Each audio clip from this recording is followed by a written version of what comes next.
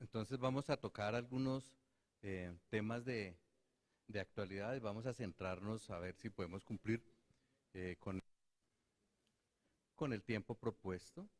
Como siempre tenemos que poner los disclosures y pues puede ser algo más o menos así, ¿no? Hablar ahorita de cáncer de tiroides suena como repetitivo, como hablar del hielo frío, como hablar del bocio tiroideo, pero bueno, vamos a intentarlos. De todos modos voy a dar algunos de las diapositivas y de nuestro documento del instituto que está próximo a salir en ese momento, está en revisión, entonces les ruego por favor no fotos. Ese es el título entonces de nuestro consenso, que más que un consenso pues son las recomendaciones en el manejo del cáncer diferenciado de tiroides de nuestro grupo de cancerología. Y cuando hablamos pues de ello y miramos pues qué tan frecuente es, pues lo encontramos igual que lo que es una patología con la literatura internacional, en la cual decimos que casi el 90% de los carcinomas son papilares, y tenemos acá foliculares, anaplásicos, medulares y algunos que los llamamos como otros o como no clasificados. Cuando patología revisaba algunas de esas patologías eran porque había una dualidad entre clasificarlos como carcinomas foliculares o carcinomas papilares de variedad folicular, y entonces inicialmente estadística los había eh, catalogado allí como no clasificados, pero de ellos casi toda la mayoría recuerdan más o menos esa misma tasa entre carcinomas papilares y foliculares. Estamos por lo menos viendo unos 250 casos nuevos al año. Y pues hablando ya de lo que es el carcinoma papilar de tiroides, pues son dos palabras en rojo las que tenemos que nombrar, y es que recordemos que se caracteriza por unas sobrevidas muy buenas a largo plazo, pero también se caracteriza por unas muy altas tasas de recurrencia. O sea, tumores que matan muy poco, pero que están molestando y recayendo frecuentemente. Y, ¿por qué no? ¿Qué es lo mejor? Pues mostrar algunas de las estadísticas que fue lo que nos enseñó la doctora Garavito con sus grandes aportes al cáncer de tiroides en Colombia. Y pues ella encontró exactamente en su publicación lo mismo, que tenían unas recurrencias, pero que las recurrencias de este cáncer de tiroides sobre todo van en los primeros años. El que no recaía, recaía en el primer año, sino en el segundo, o en el tercero, o en el cuarto, pero entre más tiempo vaya pasando, menos probabilidad de recaída, que es lo que sabemos, ¿no? El que recae, recae mucho más pronto. Sin embargo, pues aunque el grupo nuevo de la ACCC dice que hay recurrencias hasta 40 años, pues que yo recuerde, en el instituto tuvimos una hace por ahí unos 4 años, llevaba 24 años de haber después de estar en curación, un tumor que era un riesgo intermedio. O sea, es para que uno definitivamente pues eh, garantice quién es el que le va a hacer el seguimiento, porque eso es un punto que también está en boga ahorita, ¿no? ¿Cuándo lo suelta de seguimiento y cuándo dice el paciente debe entrar otra vez en su cuidado por el médico de cuidado primario para no volver donde el endocrinólogo? Entonces, en Colombia es un poquito difícil saber quién es el que le va a hacer el seguimiento. Y hablando de los puntos entonces candentes, pues tenemos que siempre mostrar lo que era la diapositiva y los grandes trabajos del doctor Mazzaferri, que él durante muchísimo tiempo fue lo que nos enseñó, y que él encontró que el cáncer molestaba mucho y que recurría muchísimo, y que habían básicamente 3 puntos para que el cáncer nos molestara. Y era que hubiese tenido una cirugía incompleta, o el paciente no hubiera tenido supresión de TSH, o no hubiera recibido adyuvancia o ablación con yodo 131. Desde ese punto de vista, entonces fueron tan impactantes los hallazgos que pues se convirtió el tratamiento del cáncer de tiroides básicamente en una rueda así, o en una receta de cocina. Todos van a cirugía, todos van a yodo, todos van a supresión de TSH, y la evidencia nueva pues es la que nos ha enseñado que podemos y debemos cambiar esa forma en la cual lo estamos manejando.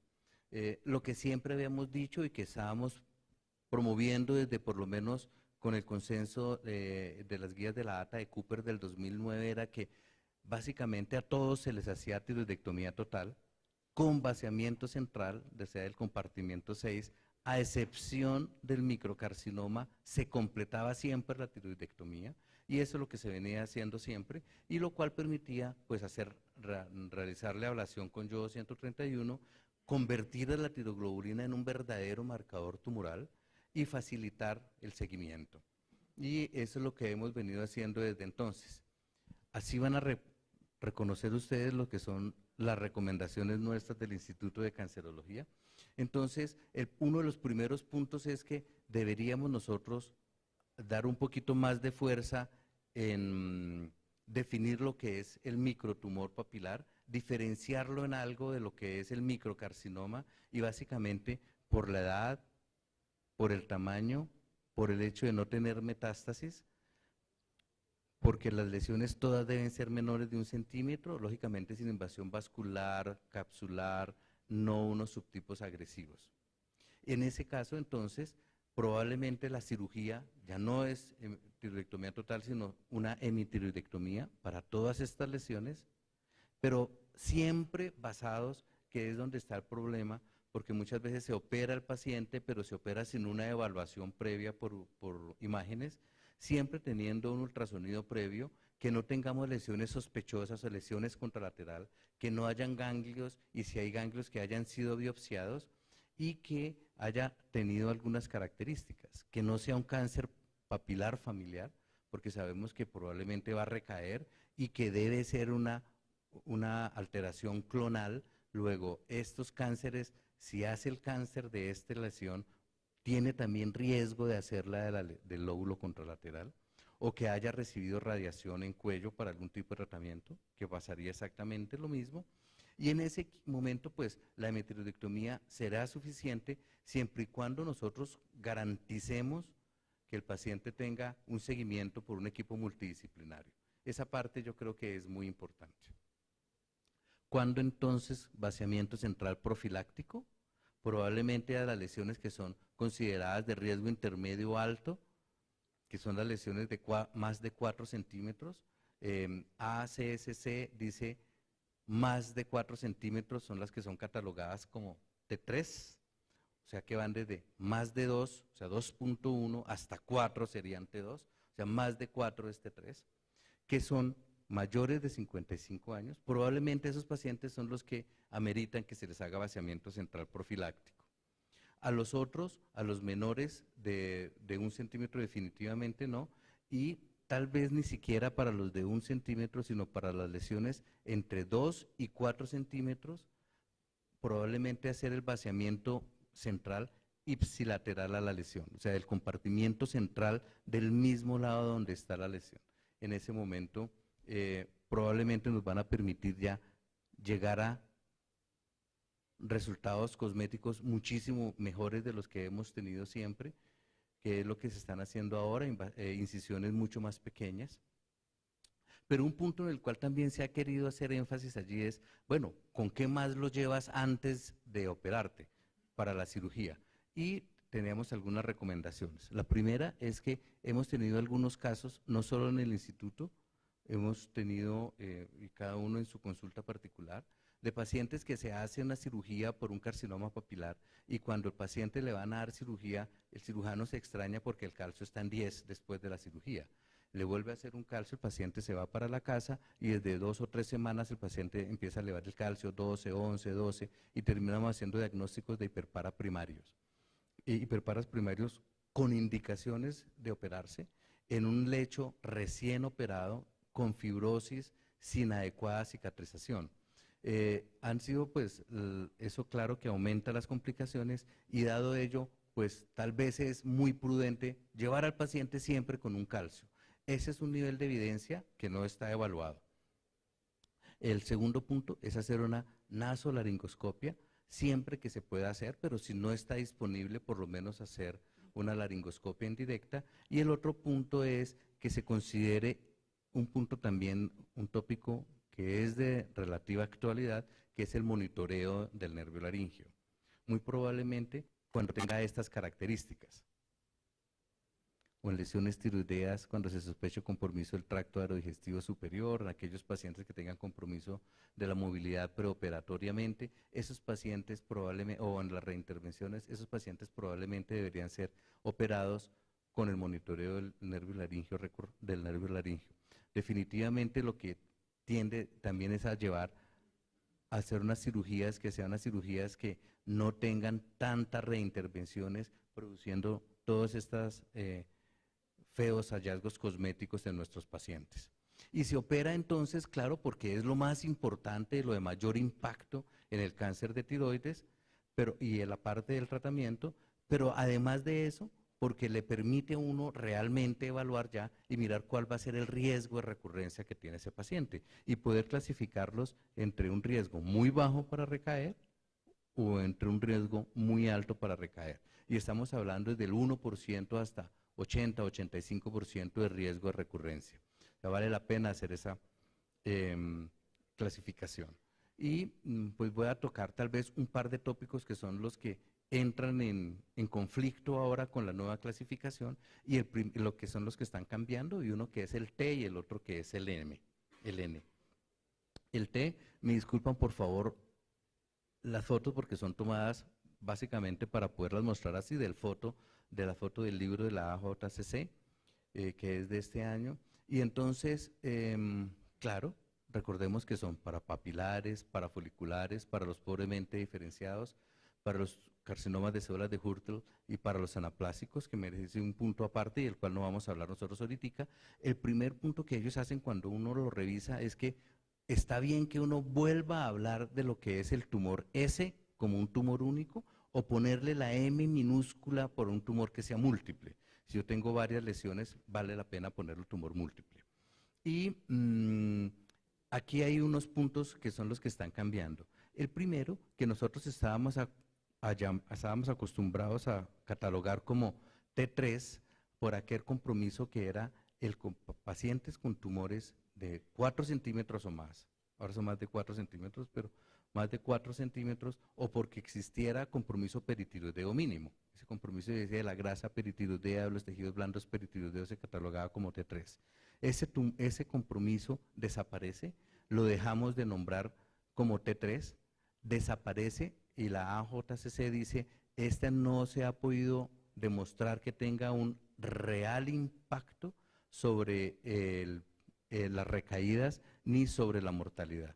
Y desde ese punto de vista, entonces catalogan a los tumores igual el T1 como veníamos, hasta 1 centímetro T1A, T1B hasta 2 centímetros, y el T3 lo abren ya, pero T3 va a ser T3A, que son por tamaño, que tiene más de 4 centímetros, o T3 cuando hay un compromiso burdo, grueso, macroscópico de los músculos de extratiroideo o de los músculos pretiroideos. No es el compromiso peritiroideo microscópico que estábamos nosotros acostumbrados a llamar. El T4 queda exactamente igual. Y desde ese punto de vista son las fotos que nos muestran, entonces para que nosotros lo dividamos entre el T3, básicamente el T3A va a ser por tamaño y T3B por el compromiso del peritiroideo, pero entonces esta gráfica a mí sí no me gusta porque me parece que es demasiado pesada, pero entonces este T3 deja de ser estadio 3. Primero ya no llamamos hasta los 45 años para saber si estadio 1 o 2 con metástasis, sino el real impacto, que ya todos lo sabíamos, era desde los 55 años. O sea que si yo tengo lesiones en pacientes hasta los 55 años, hay metástasis estadio 2, el resto todo va a ser estadio 1, pero desde los 55 para allá, más de 55 o igual a los 55 años, va a ser los estadios 1, 2, 3 y 4 que nosotros conocemos. Desde ese punto de vista, entonces vamos a tener el T1 y el T2, que esos básicamente no van a cambiar mucho el estadio, pero el T3 deja de ser estadio 3 y realmente se convierte en un estadio 2. T4A pasa a ser estadio 3, T4B pasa a ser estadio 4A y T4 y las metástasis son las que vamos a llamar estadio 4B. El único 4C que tenemos es el anaplásico, que aquí no lo tenemos la gráfica, pero va a ser únicamente para el anaplásico. Y el otro punto que vamos a hablar ahorita es el compromiso ganglionar. O sea que nos movemos del T, el T3 pasa a ser estadio 2 y eso le va a dar un menor riesgo. Pero la idea es que le va a dar un menor riesgo, luego lo que yo le voy a hacer a ese paciente también es menor intervención. Y siendo las cosas así, pues me va a permitir clasificar lo que me dice ya ATA en pacientes, esos pacientes que sean de bajo riesgo, pacientes con compromisos, lesiones intratiroideas, unifocales, que usualmente pudieran inclusive hasta tener BRAF mutado, o que tengan un folicular pero mínimamente invasivo, que sean multifocales, pero todos micros, pequeños, que no tengan más de 4 centímetros las lesiones. Y el siguiente punto, que es los que vamos a ver ahorita, es el número de ganglios. Todas estas lesiones, mire que cargan un riesgo de recaída muy bajo, que puede ir desde el 1 hasta menos o el 10%. Y luego de esto, el paciente usualmente queda sin evidencia estructural de enfermedad después del tratamiento inicial. Y por eso, posiblemente, una cirugía va a ser suficiente tratamiento. El siguiente punto, que es donde están cambiando tal vez más cositas, es el compromiso ganglionar. Y pues claro, nosotros estamos acostumbrados a ponerle solo 1A a lo que era compromiso de la estación 6, y las otras, no importa cuál lado fueran, eran 1B, inclusive la estación 7, la mediastinal. Pues bien, esta 7 ahora va a ser llamada únicamente con la 6, estadios 1A. Y pues sabemos desde hace mucho tiempo, se perdió esta bibliografía, pero esa es la del ROS de hace ya 5 años, en los cuales sí, pues uno dice que entre más ganglios tenga, mayor riesgo va a tener de tener enfermedad persistente. Y entre más grande el tamaño de los ganglios, más riesgo va a tener de enfermedad persistente. Y lo podemos catalogar también o unirlo a lo que nos mostraba el doctor Drale, que es un cirujano que está dedicado a tiroides y todos lo conocemos por sus excelentes trabajos, y es que también entre mayor número de metástasis ganglionares, también mayor número y más probabilidad de compromiso metastásico pulmonar. O sea, vale la pena contar los ganglios, vale la pena mirar las características de los ganglios. Y cuando miramos entonces las características de AJCC, pues entonces lo que le dicen a uno es un punto importante que este punto yo creo que cada grupo tiene que mascarlo a ver cómo lo va a analizar. Y es que el N0, que decimos que es que no tiene enfermedad, lo ponen como N0A o N0B. Y el N0A es que no tenga evidencia, o sea, o tenga evidencia citológica de enfermedad benigna, citológica o histológica. Y el B es que no tenga evidencia clínica o radiológica. O sea que yo pudiera, algo que antes yo le estaba poniendo como NX porque no había visto ganglios, si yo tuviera una muy buena ecografía antes, en la cual no tuviera ningún tipo de lesión, ponerla como N0B. ¿Qué le queda a uno? Pues que tiene que tener un muy buen radiólogo, porque todos sabemos de las características y la dificultad de sospechar los ganglios del compartimiento 6. Ese, como sabemos que es difícil, o sea que necesitamos de un muy buen radiólogo, que sea muy avesado. Y el otro punto entonces es que van a ser el estadio, la estación 6 y la estación 7 van a ser catalogados como N1A. El resto, lo que es todas las laterales, no importa de cuál lado sea, pues todos van a ser llamados como N1B, que eso es lo que siempre lo catalogábamos. Pero hay entonces algunos puntos, es que cuando ya se toman los estudios de ROS de hace 5 años, en los cuales se miraba como el impacto de este compromiso ganglionar sobre la recurrencia, entonces sí, el que clínicamente no tuviera N0, compromiso ganglionar, o sea, era lo que llamábamos clínicamente N0, pues el riesgo de recurrencia es muy bajo. Pero miren que el riesgo de recurrencia es prácticamente el mismo si las metástasis ganglionares miden 2 milímetros o menos. O sea, si el patólogo le dice a uno que tiene metástasis ganglionares pero miden 2 milímetros o menos, el impacto sobre la clínica del paciente es igual a como si no tuviera ganglios. El segundo punto es el número de ganglios. Y mire cómo salta la recaída desde 4 hasta 19% si yo tengo menos de 5 o más de 5 ganglios. O sea, tenemos que exigirle eso a nuestros patólogos. Primero, que nos mide el tamaño de la metástasis. Segundo, que nos cuente los ganglios que están comprometidos. Y tercero, y cuarto, primero, el tercero sería si hay una extensión extracapsular. O sea que la extensión extracapsular, miren que de todas es casi la que más impacto tiene. El compromiso que se sale afuera de los ganglios por tumor tiene un impacto muy grande sobre la probabilidad de recaída. Y el otro punto con igual impacto son los ganglios muy grandes. O sea, tenemos que exigirle eso a nuestros patólogos, que nos diga cuál es el tamaño de las metástasis, que nos diga cuántos ganglios tenemos comprometidos, que nos digan si estos ganglios están comprometidos afuera de la tiroides o no, y que nos dé el tamaño de los ganglios, el mayor tamaño ganglionar comprometido. Estos son de un impacto muy grande. Y desde ese punto entonces, en los pacientes mayores de 55 años, pues entonces sale la categorización como N1, en ese caso que yo lo catalogaría como estadio 2. O sea, si yo tengo un estadio muy bajito, de bajo riesgo, T1, T2, pero tiene N1, eso lo convierte en estadio 2. Cuando nosotros lo estábamos catalogando antes, N1 no lo catalogábamos como estadio 3. Eso deja de ser 3, es estadio 2, pero miren que aquí ellos le quitan ya el A o el B, todos iguales. O sea, no importa, si hay un ganglios comprometidos, lo convierte en estadio 2, independiente si es A o B. Y si es T2, pues entonces también va a ser estadio 2 allí. Y el T3, entonces que ya lo patenteamos acá para recordar nuevamente, serían los estadios 2 y solo los 4 estarían estadios 3 o 4. Es como los puntos más importantes que tenemos en las nuevas guías de AJCC y en las cuales nos estamos adheriendo y en el instituto lo hacemos.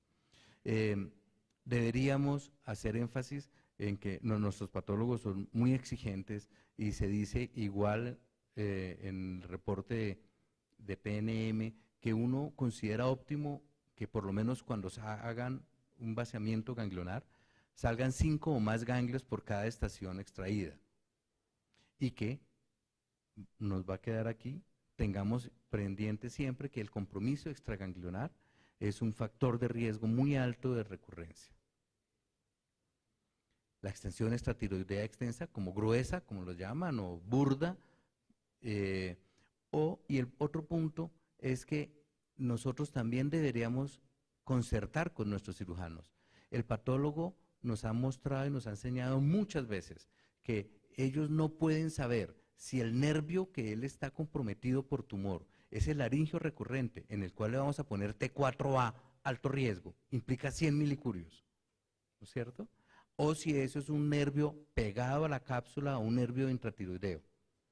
Luego, el cirujano, cuando él corte, porque él diga que tuvo que cortar porque había compromiso macroscópico, debe seccionar el laringio, marcarlo, nervio laringio recurrente, enviarlo aparte, para que el patólogo pueda diferenciar y a todos nos pueda decir si existe compromiso perineural. Y el otro punto es que también tenemos que sensibilizarnos a lo que es el compromiso vascular. El compromiso linfovascular, que es el que estamos acostumbrados a ver en el cáncer papilar de tiroides, la malla de tejido y de tejido linfático y vasos linfáticos alrededor y sobre la superficie tiroidea, no le da riesgo de recurrencia. Es la enfermedad probablemente en sí como es ella, como ella se disemina. Mientras que sí el compromiso venoso vascular o inclusive arterial. Hemos estado buscando, pero al parecer no es tan fácil, qué pacientes sí tienen un compromiso arterial. Uno asumiría que el compromiso arterial por el cáncer es un compromiso por agresividad, por invasión vascular cercana, mientras que el compromiso vascular venoso le habla de la posibilidad de estar haciendo metástasis a distancia. Luego, esos pacientes, cuando el patólogo nos dice hay un compromiso vascular venoso, siempre tenemos que hacer mucho más énfasis en mirar la tiroglobulina, qué tan alta está, y muy probablemente evaluar que haya compromiso mediastinal y o parenquimatoso metastásico antes de darle el yodo. Y entonces ya con eso, pues entonces sí completamos lo que nos dan los riesgos de recurrencia de la ATA del 2015, ¿no es cierto? Y entonces podemos mirar ya cuáles son los que tengan un compromiso de un riesgo intermedio a pasarlos hasta un compromiso alto. El yodo, entonces, igual seguimos alineados en no darle yodo a los pacientes que sean de muy bajo riesgo, T1, pero inclusive con un N1A menor de 2 milímetros. Es posible, no sabemos qué va a pasar. Si después esas lesiones así se dejan de llamar N1, le ponen otro nombre, no sabemos. Pero por el momento, como estamos marcándolos como N1 porque hay un compromiso, debemos saber el tamaño de las lesiones. No suministrar yodo también cuando las lesiones son TN1B, o sea, lesiones entre 1 y 2 centímetros, pero sin hallazgos de riesgo. O en unos casos positivos, entonces diferentes, o cuando son T2 hasta 4 centímetros, probablemente el paciente va a recibir 30 milicurios. Miren que en este caso, que estamos hablando de ya muchos factores, un poco de más riesgo, la edad como factor de recurrencia mayor, son datos que es mucho mejor analizarlos a la luz de una junta multidisciplinaria, donde está el cirujano, donde está el patólogo, donde está el nuclear, donde está el radiólogo, donde está el endocrinólogo. Es probablemente la mejor forma y no que sea una sola persona la que esté definiendo sobre ellos.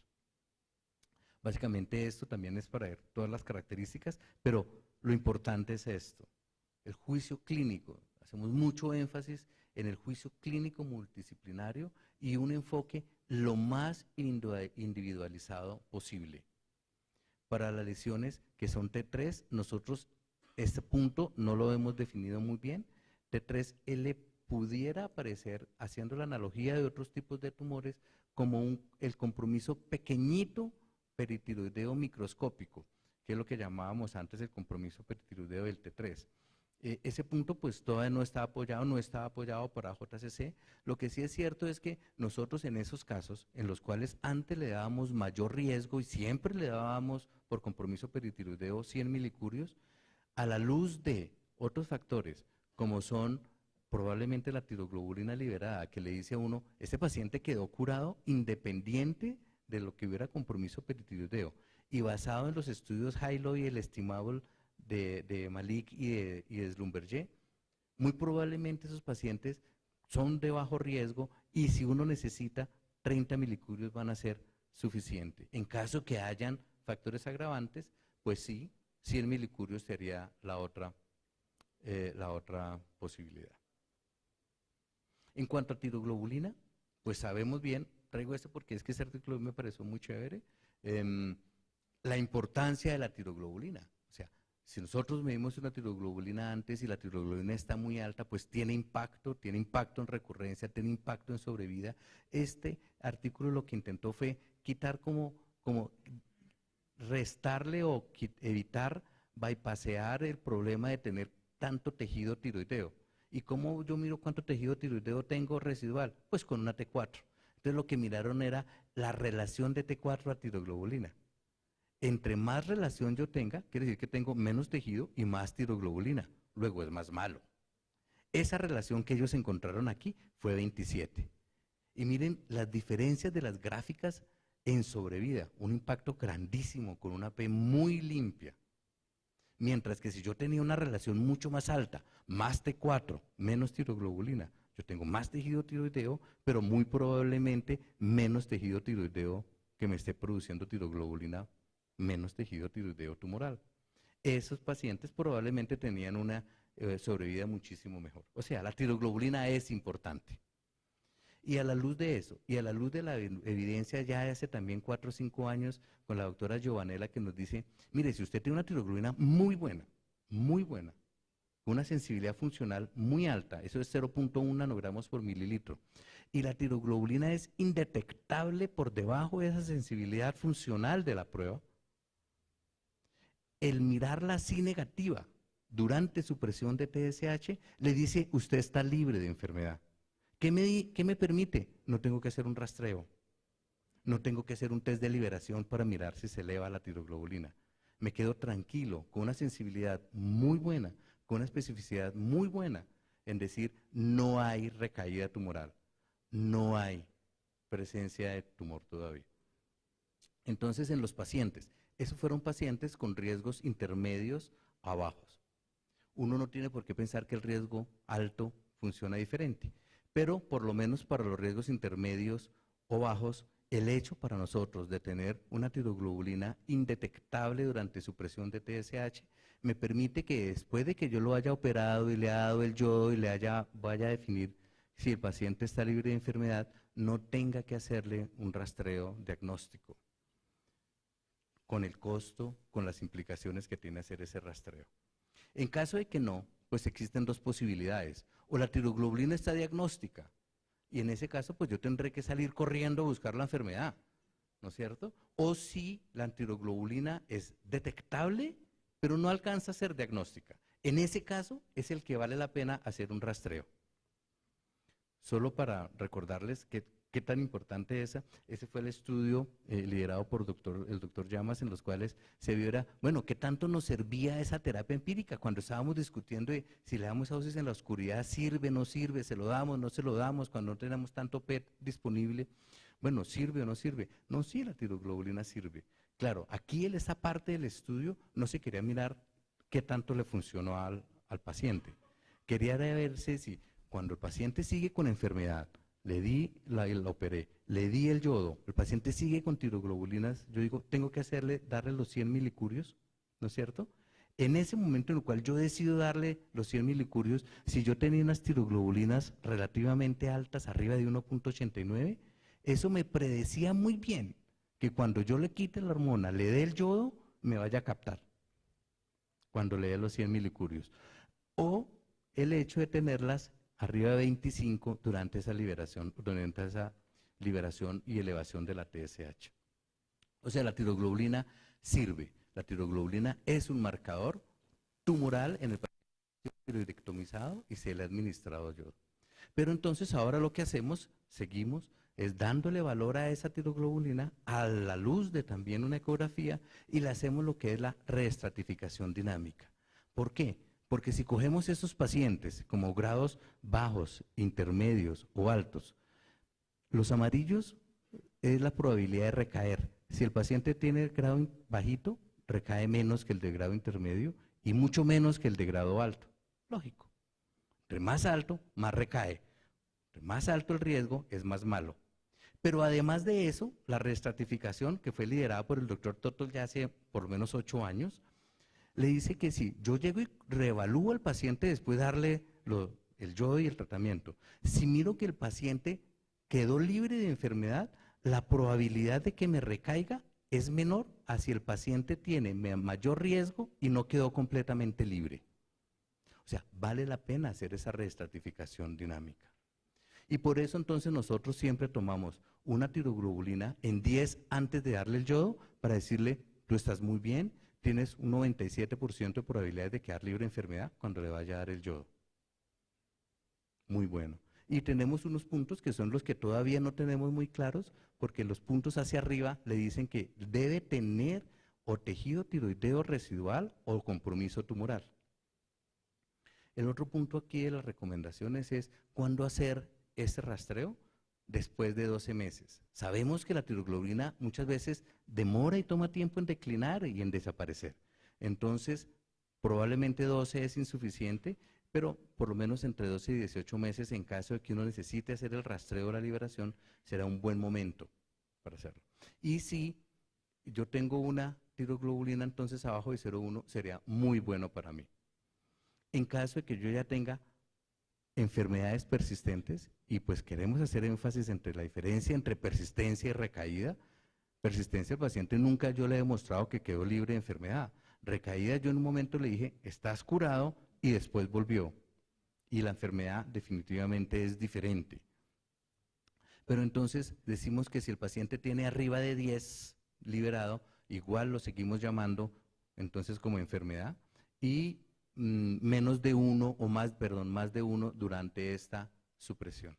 Con eso entonces hacemos la reclasificación, que sería como mirar cuál fue la respuesta al tratamiento y poder decirle, tuvo una respuesta excelente, que pues ya no es de esta charla, una respuesta bioquímica, o sea, quedó con tiroglobulina mal, una respuesta estructural mala, o sea, que quedó con enfermedad macroscópica, o quedó una respuesta indeterminada, entre el sí y el no, o anticuerpos.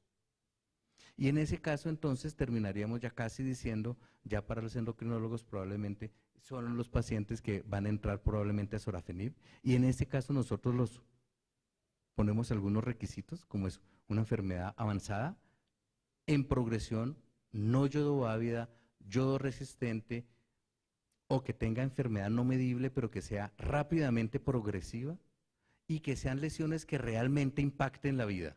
Estamos hablando de medicamentos con toxicidad, de medicamentos que buscan buscan lograr enfermedad estable, pero no curación. Voy a terminar con estas diapositivas y es que mientras uno se empieza a adecuar, puede hacer lo que hemos hecho en este caso en San Ignacio, y es que cada que se presenta un paciente, se pone una diapositiva y le dice, este es T1, T2, T3 o T4, y nos vamos acostumbrando. Este es N10, N1B, N1A. Ese tiene este estadio y el riesgo de recaída es tal y el riesgo de ATA es tal, y por eso el tratamiento que se propone es el determinado. Muchas gracias.